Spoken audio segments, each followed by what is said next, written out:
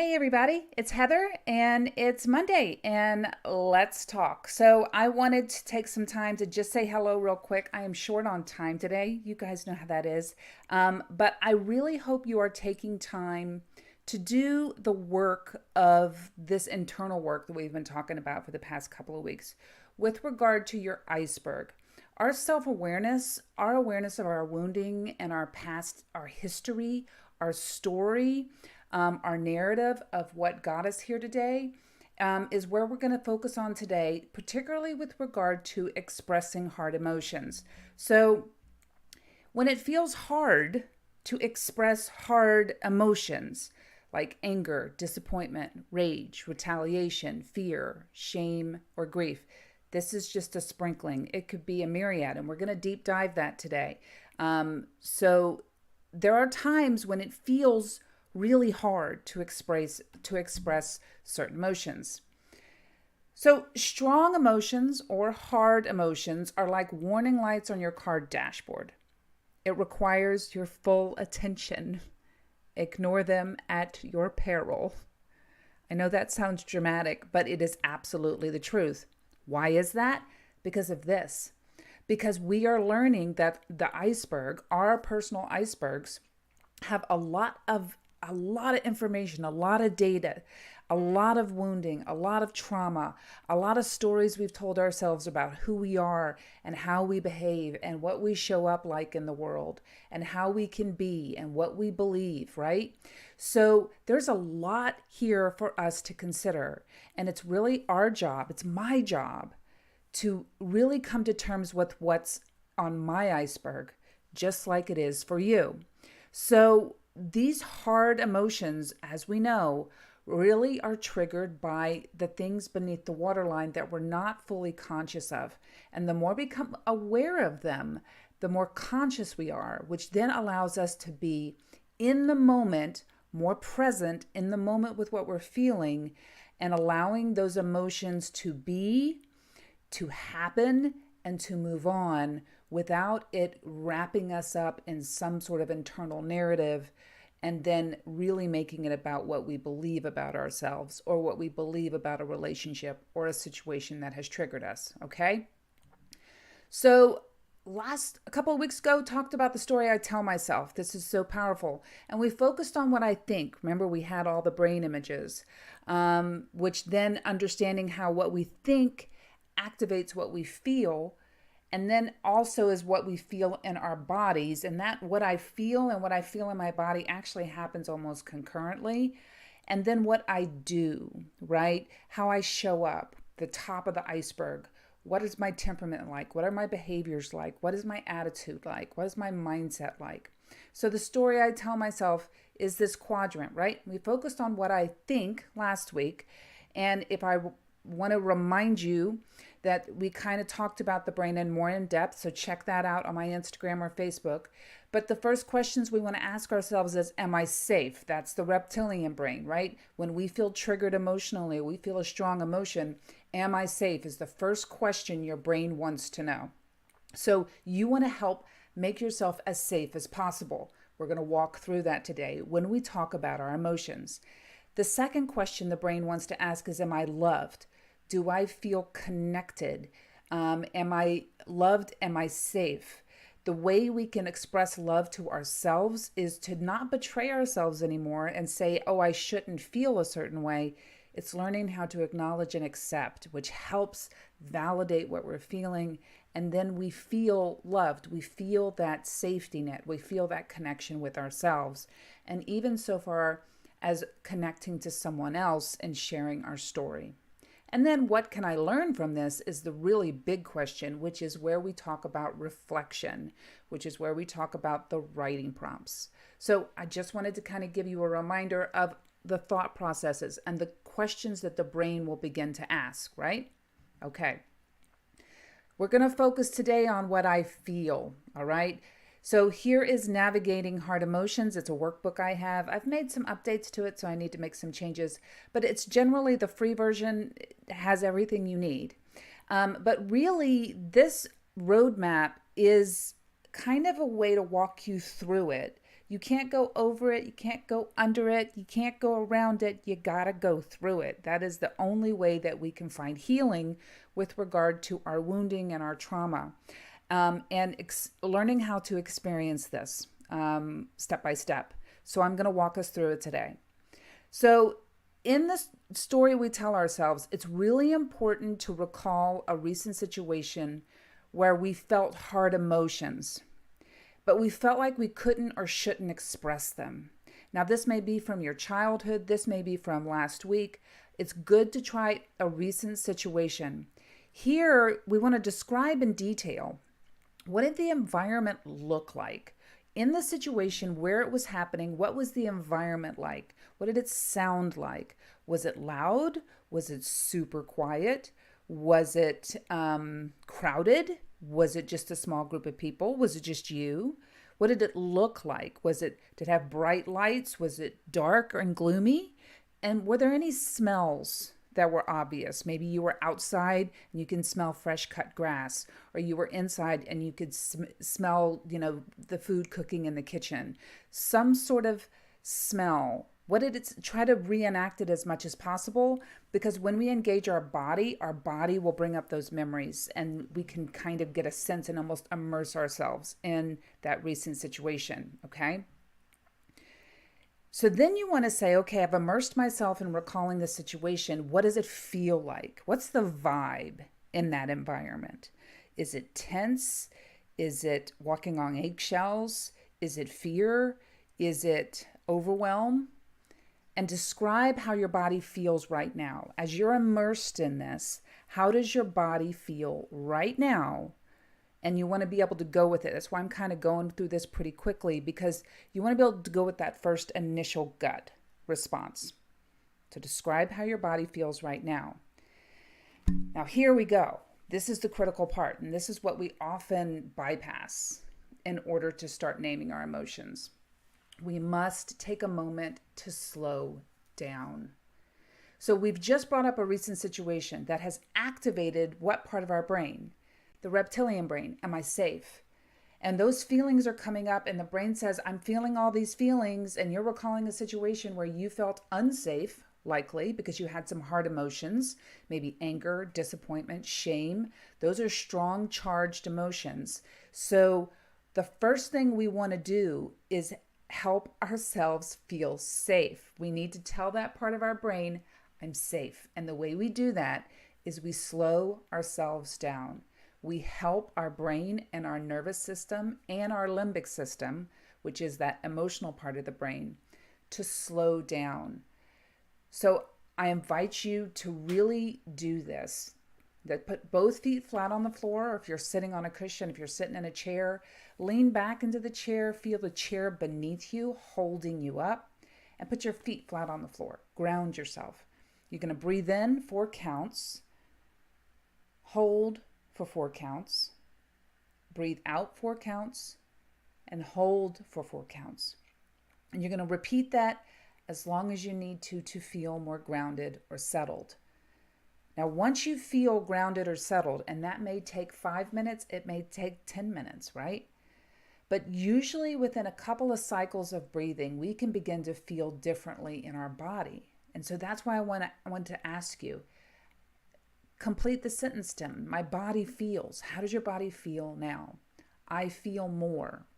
Okay? You may feel more relaxed. You may feel more settled. You may feel more grounded. Okay? But this is the crucial part, and we can't bypass this, because the slowing down is what's going to help answer that question for our brain. Am I safe? So here's where, once we feel safe in our body, here's that second question the brain's going to ask, am I loved? So here's how you're going to show up for yourself. You're going to be able to identify what were those hard emotions that you felt like you couldn't express, or you shouldn't express, or you struggled to express.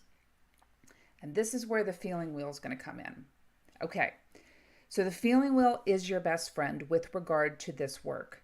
And I thought it'd be helpful to kind of break it down a little bit in pieces and kind of highlight some of the bigger emotions that we often feel like we shouldn't express, or we can't express, or we learned that it was a bad thing to express these emotions, or we struggle because we feel like we're going to be rejected, or we're going to be laughed at or made fun of, or whatever the thing is that we learned about these emotions that were not okay. All right. So, the first thing that often comes up are emotions surrounding disgust. So, I want you to look at that. When we think about the word disgust, often we don't think of these other words, but that's really the core emotion. So there's three layers here, right? So that disgust is this primary emotion, but the second layer kind of breaks it down even more. And then the third layer really goes into a microscopic detail.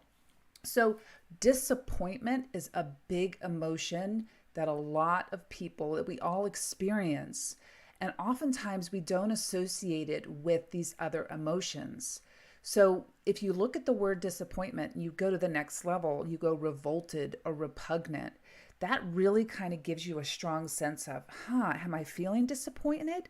Or am I feeling a sense of disapproval? Someone doesn't approve of me and I feel judged, or I feel loathing against myself because I made a mistake or a failure. So see how that neighbor word next to disappointed, disapproval opens something up even for me in the moment of just describing it. That is how you use this wheel for these, to name these emotions and really look at the neighboring emotions and even the emotions on the other side of the wheel. Okay.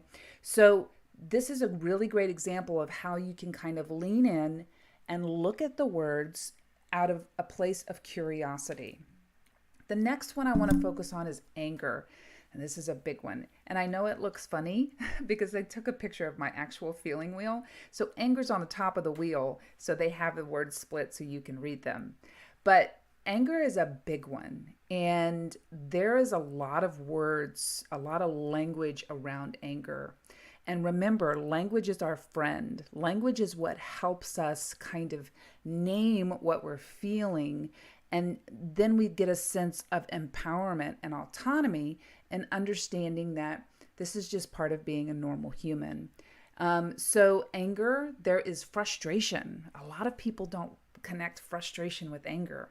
Also, distance or being critical actually comes from a place of anger. Threatened, if you feel threatened or hurt, it is very typical to feel anger and not really know what you're angry at. This is going to give you that macro that really breaks it down for you so you can feel that, wow, I'm feeling hurt because I'm feeling embarrassed, or threatened, I feel jealous or even insecure. Hateful, like I really just hate this person or I hate this situation. It may be because you're feeling some level of resentment or even feeling violated. So these are really, really powerful words that really are going to help you get that language around what you're feeling and naming your emotions. Another one is sadness. So we can use the word sad and not really dive into what we're really truly feeling. What does that sad encompass? And you can lean into words like abandoned. Abandoned means sometimes when we feel abandoned, we feel sadness. We don't know how to tell someone, hey, I feel ignored in this situation. I didn't feel like you heard me. Or feel victimized, that somebody's taken advantage of me. And really coming to terms with those feelings. Despair is very associated with powerlessness and feeling vulnerable, even insecure, although insecure kind of does have a different place on the feeling wheel. Depression, loneliness, bored. Sometimes when we're sad, we're bored, we're apathetic, we feel indifferent to life, we don't have any purpose, and we just kind of feel blah, right? And last is fear. Now, fear is such a big one, but these words are powerful. And so our work is always to, this is what I'm feeling, and always to look at these words with curiosity, without any self-judgment, to really kind of hone in, get the language around what we're feeling. Because when we get that language, we get those words, things resonate so much more. And often we feel neighboring emotions. We think it's fear, but it might be anger. It even could be surprise. You'll see surprise is right next to fear. Sometimes when we experience surprise, it could be out of dismay, or we're shocked or perplexed. So those neighboring words might help you get your arms around it of what you're feeling, so you can lean into it a little bit more, and get some self-awareness around what these emotions are and why they're happening. So once you've named the emotions, right, you're going to do that work, and then you're going to write down the feelings I resonated with were, and then the feeling neighbors that resonated, right? The neighbors within that segment, and then the other sections around it. What were those feeling neighbors that resonated also? And did they surprise you? Did you get clarity on what you were feeling? You know, Oftentimes I'm always surprised by the feeling wheel, because I'm like, I would never have thought I was feeling that. But as soon as I saw the word and the language appeared to me, I was like, that's what I'm feeling. And then I could do the work of what the brain says is, what do I learn from this? How can I take this self-awareness and learn from it?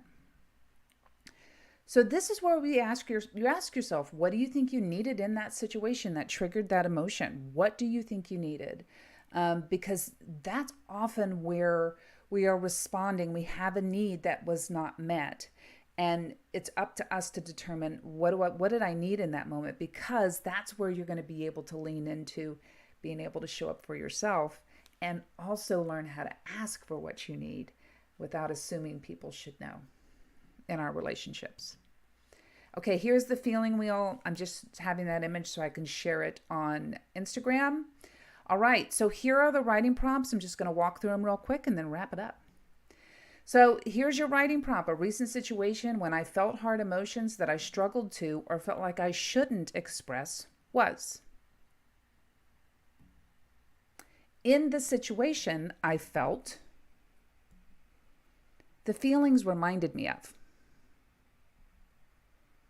Recalling that, I think I needed, but I didn't get it. So it makes sense that I did that because, and then here's the writing prompts part 2. The story that I tell myself about struggling to or feeling like I shouldn't express hard emotions is, sit with this one for a while until you feel it, and you may already have done it as if you followed this work. You may be ready to, but you may want to sit with this for a little bit longer. The truth is, knowing this, I can try to reframe this story by,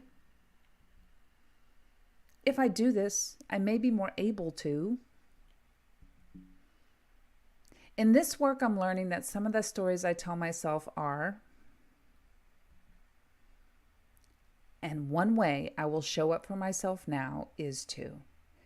So that last one is your validation. That is how you can really learn to validate yourself with regard to what you're discovering through really learning how to navigate hard emotions without avoiding them, repressing them, denying them, or ignoring them. Remember, they're like car lights on the dashboard. They require your absolute attention. Ignoring them is perilous. It's dangerous. And I don't want you to end up there, because you truly can heal. You truly can work through these emotions with the help and support of therapists and coaches like myself, but you can do this work. I hope you guys have a wonderful week. I will see you in a couple of weeks. Take care. Have a great day.